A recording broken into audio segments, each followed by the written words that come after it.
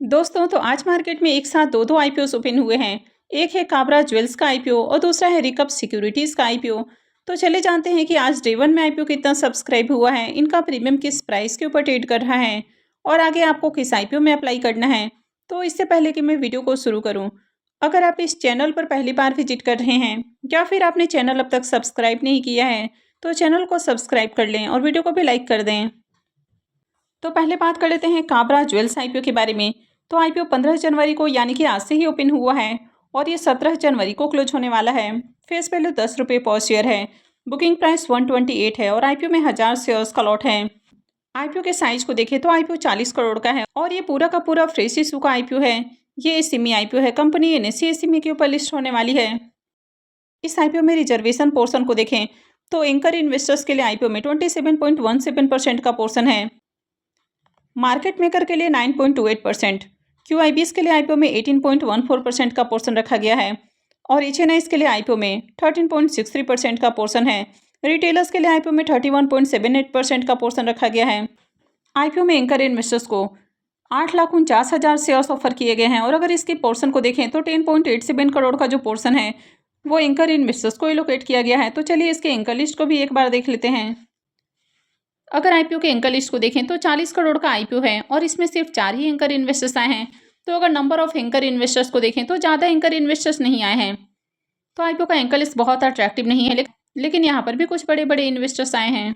अब इस कंपनी के बिजनेस को देखें तो ये कंपनी ज्वेलरी का बिजनेस करती है, यानी कि जैसे आपको बाकी ज्वेलरी बिजनेस वाले कंपनियां देखने को मिल जाती हैं तो उसी तरह यहाँ पर भी कंपनी गोल्ड, डायमंड और सिल्वर के ज्वेलरी सेल करती है। बेसिकली ये गुजरात की कंपनी है, वहाँ पर इनके 6 शोरूम्स हैं। तो कंपनी जनरल जो डिज़ाइन होते हैं कंपनी वो सेल करती है। इसके अलावा अगर कस्टमर की डिमांड होती है तो उसके अकॉर्डिंग भी कंपनी ज्वेलरी मैन्युफैक्चर करके देती है। अब इस कंपनी के अगर फाइनेंशियल को देखें तो यहाँ पर फाइनेंशियल 22, 23, 24 3 सालों का कंप्लीट फाइनेंशियल है और फाइनेंशियल 25 के 8 मंथ का फाइनेंशियल है। तो कंपनी के अगर एसेट को देखें तो ईयर ऑन ईयर कंपनी का एसेट इंक्रीज हुआ है। कंपनी के रेवेन्यू को भी देखें तो कंपनी का रेवेन्यू भी साल दर साल बढ़ते हुए देखने को मिल रहा है। कंपनी के प्रॉफिट को देखें तो फाइनेंशियल 22 में कंपनी जहां 5 करोड़ 40 लाख का प्रॉफिट बना रही है, 23 में घट के 4 करोड़ 40 लाख और 24 में देखें तो फिर से जंप है, 9 करोड़ 40 लाख के करीब कंपनी का प्रॉफिट है। और फाइनेंशियल 25 के 8 महीने में देखें तो 8 करोड़ 80 लाख का प्रॉफिट है। तो कंपनी बढ़िया प्रॉफिट भी बना रही है। कंपनी का नेटवर्थ और रिजर्व भी लगातार बढ़ते हुए देखने को मिला है। कंपनी के पास अभी देखें तो 32 करोड़ का रिजर्व है। लेकिन यहाँ पर सबसे बड़ा जो कंसर्निंग पॉइंट है कि कंपनी के ऊपर कर्ज बहुत ज़्यादा है। 103 करोड़ का कंपनी के ऊपर कर्ज देखने को मिल रहा है। तो कंपनी बहुत ज़्यादा रिस्की है। कंपनी के वैल्यूएशंस आपको 134 करोड़ देखने को मिल रही है और कंपनी के ऊपर 103 करोड़ का कर्ज है। तो बहुत ही ज़्यादा कर्ज है कंपनी के ऊपर। तो अगर छोटी कंपनी के ऊपर बहुत ज़्यादा कर्ज रहता है तो कंपनी कहीं ना कहीं बहुत ज़्यादा रिस्की हो जाती है। तो चलिए अब देख लेते हैं कि आईपीओ डे वन में कितना सब्सक्राइब हुआ है।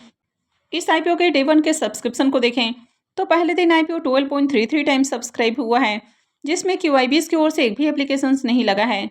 एचएनआईएस पोर्शन में आईपीओ 9.54 टाइम और रिटेल पोर्शन में आईपीओ 20.57 टाइम सब्सक्राइब हुआ है। तो डे वन में आईपीओ में 21,000 से ज़्यादा एप्लीकेशंस हैं, यानी कि बढ़िया डिमांड है। वैसे इसके प्रीमियम को देखें तो मॉर्निंग में इसका प्रीमियम जहाँ 75 रुपीज़ के ऊपर ट्रेड कर रहा था, ये अभी 85 रुपीज़ के ऊपर देखने को मिल रहा है और आईपीओ में 1000 शेयर्स का लॉट है। तो आईपीओ से 85,000 रुपये के करीब प्रॉफिट हो सकता है। प्रीमियम को देखें तो प्रीमियम 66% के राउंड ट्रेड कर रहा है।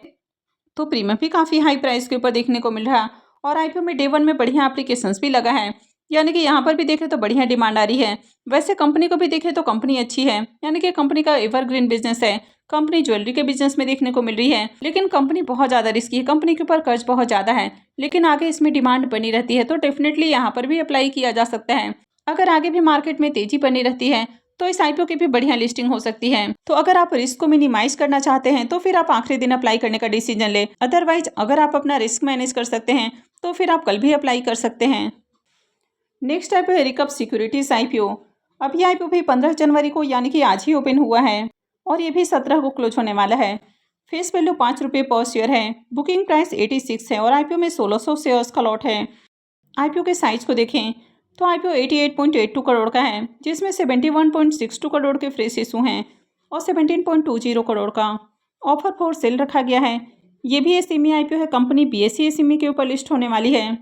इसमें भी रिजर्वेशन पोर्शन को देखें तो एंकर इन्वेस्टर्स के लिए आईपीओ में 28.27% का पोर्शन है, मार्केट मेकर के लिए 5.08%, क्यूआईपीएस के लिए 18.93%, एचएनआईस के लिए 14.33% और रिटेलर्स के लिए आईपीओ में 33.38% का पोर्शन है। इस आईपीओ में एंकर इन्वेस्टर्स को 29,20,000 शेयर्स ऑफर किए गए हैं, यानी कि 25.11 करोड़ का पोर्शन एंकर इन्वेस्टर्स को एलोकेट किया गया है। तो चलिए अब इसके एंकर लिस्ट को भी देख लेते हैं। अब इस आईपीओ के अगर एंकर लिस्ट को देखें तो इस आईपीओ का एंकर लिस्ट काफ़ी अट्रैक्टिव देखने को मिल रहा है और आईपीओ की एंकर लिस्ट में आपको 15 नाम देखने को मिल रहा है। तो 88 से 89 करोड़ का आईपीओ है और इसमें 15 एंकर इन्वेस्टर्स आए हैं, तो काफ़ी शानदार एंकर लिस्ट देखने को मिल रहा है। और यहाँ पर भी देखें तो कई सारे बड़े बड़े इन्वेस्टर्स देखने को मिले हैं। इस कंपनी के बिजनेस के बारे में बात करें तो ये एक फाइनेंशियल सर्विसेज कंपनी है, यानी कि कंपनी कई तरह के फाइनेंशियल सर्विसेज प्रोवाइड करती है, जैसे कि ब्रोकरेज है, इन्वेस्टिंग है, बैंकिंग सर्विसेज है। तो ये एक सेबी रजिस्टर्ड स्टॉक ब्रोकर है और इसके अलावा इस कंपनी के पास NSE, BSE और MCX की मेंबरशिप भी है। और साथ ही कंपनी यहाँ पर ट्रेडिंग, फ्यूचर एंड ऑप्शन, तो कई तरह की चीज़ों में इन्वॉल्व देखने को मिल जाती है। इसके अलावा कंपनी क्लाइंट्स को हेल्प करती है कि किस तरह उनको अपना आईपीओ लेकर आना है, यानी कि कंपनी मार्केट मेकर के रूप में भी काम करते हुए देखने को मिल रही है। तो कंपनी काफ़ी तरह के अलग अलग फाइनेंशियल सर्विसेज ऑफर करते हुए देखने को मिल जाती है। तो इसके भी बिजनेस को देखें तो अच्छा बिजनेस है। इसके फाइनेंशियल को देखें तो कंपनी का एसेट आपको बढ़ते हुए देखने को मिला है।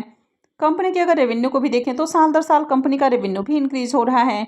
कंपनी के अगर प्रॉफिट को देखें तो फाइनेंशियल 22 के अंदर कंपनी जहां 17 से 17.5 करोड़ का प्रॉफिट बना रही है, 23 में बढ़ के ये 19 करोड़ और 24 में देखें तो 42 करोड़ से भी ज़्यादा हो चुका है। और फाइनेंशियल 25 के 2 क्वार्टर में देखें तो 50 करोड़ से ज़्यादा का प्रॉफिट है। तो कंपनी बढ़िया प्रॉफिट भी बना रही है। कंपनी का नेटवर्थ और रिजर्व भी लगातार इंक्रीज हुआ है। अभी कंपनी के पास 173 करोड़ का रिजर्व है, जबकि कंपनी के ऊपर अगर कर्ज को देखें तो वैसे तो इसका कर्ज भी इंक्रीज हुआ है, लेकिन ज़्यादा कर्ज नहीं है। कंपनी के ऊपर 25 से 26 करोड़ का कर्ज है, जबकि इससे कहीं ज़्यादा कंपनी के पास रिजर्व है। तो बढ़िया फाइनेंशियल है। तो चलिए अब देख लेते हैं कि आईपीओ आज डे 1 में कितना सब्सक्राइब हुआ है। अब इस आईपीओ के डे 1 के सब्सक्रिप्शन को देखें तो डे 1 में आईपीओ 8.47 टाइम सब्सक्राइब हुआ है। अब 88 से 89 करोड़ का आईपीओ है। इसके बावजूद भी देखें तो बढ़िया डिमांड देखने को मिल रही है, लेकिन क्यूआईबीएस की ओर से इसमें भी एप्लीकेशंस नहीं लगा है। एचएनआईएस पोर्शन में आईपीओ 7.57 टाइम और रिटेल पोर्शन में आईपीओ 13.66 टाइम सब्सक्राइब हुआ है।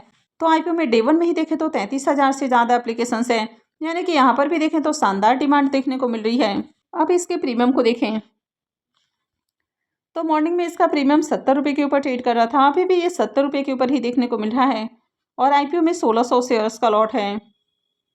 तो आईपीओ से 1,12,000 रुपये करीब प्रॉफिट होने की उम्मीद है।